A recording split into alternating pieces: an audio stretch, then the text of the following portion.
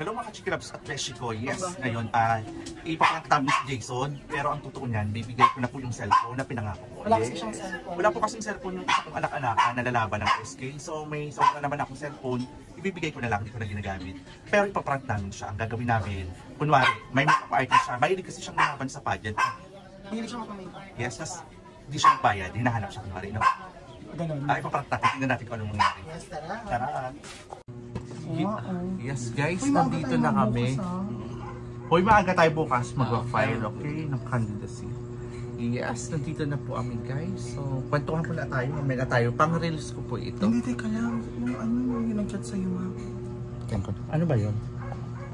Naka-ano siya, Baka yung lumalandi sa akin, nalalabata. Hindi, bakla ang sabi is nagpapa-makeup ka daw, tapos may utang ka pa. Ipapabarangay ka raw, tapos guguluhin ka sa file ng candidacy mo. Ano yun? Yung may kulay yung buhok. Sino may KB bakla? ka pa. Yung may kulay yung buhok. May KB pa po siya for today's video. Sino bakla? Hindi ko nga Lalaki itsura. Yung sinabi mo kaganina. Oo, yung lalaki ang itsura.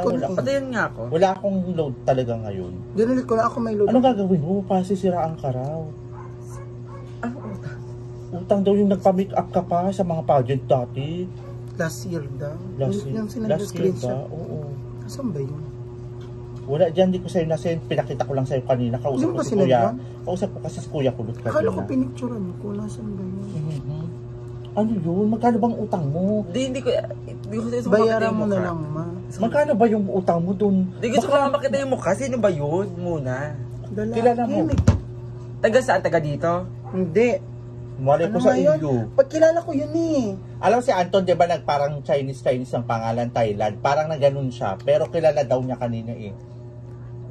Last year daw, ng November. Yun ata yung humawak sa'yo noon. Yung sinasabi nila siya. Nagpa-make up. Na may kulang ka daw. Utangira ka daw. Ano? O may utang ka raw. Hindi lang naman kami ang may utang sa kanya. Tapos ano daw pala utang ka daw, tapos pala hingi ka daw ng kung ano-ano na. Ano ba yun? Hindi lang kami may utang sa kanya na nagpa-makeup kami. Scammer ka daw. Sabi, nagulat mo ako. Nagulat saan? kami. Ba't saan nag-chat? At ipapahiya ka raw pag nag-sign ka na ng candidacy na. Sa ano ni mami? Yung ano yung page? Sa page ko pa. Di ba nakaraan sila, si Tanggi, pinag-aaway kami.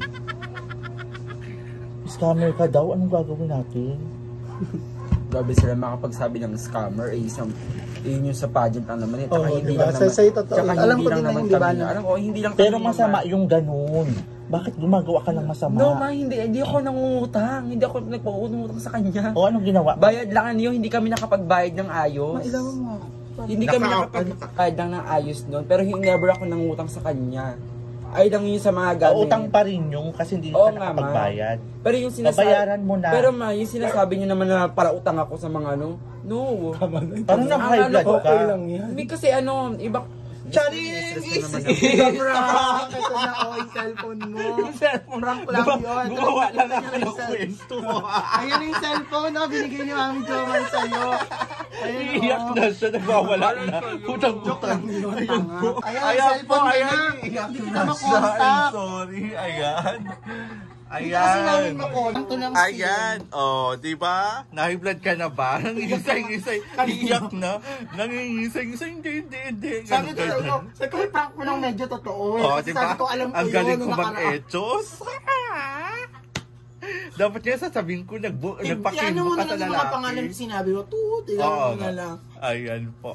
Ayan, successful ang prank. It's a prank. It's a prank. Ayan na, may phone ka na. Ayok kayo. Okay.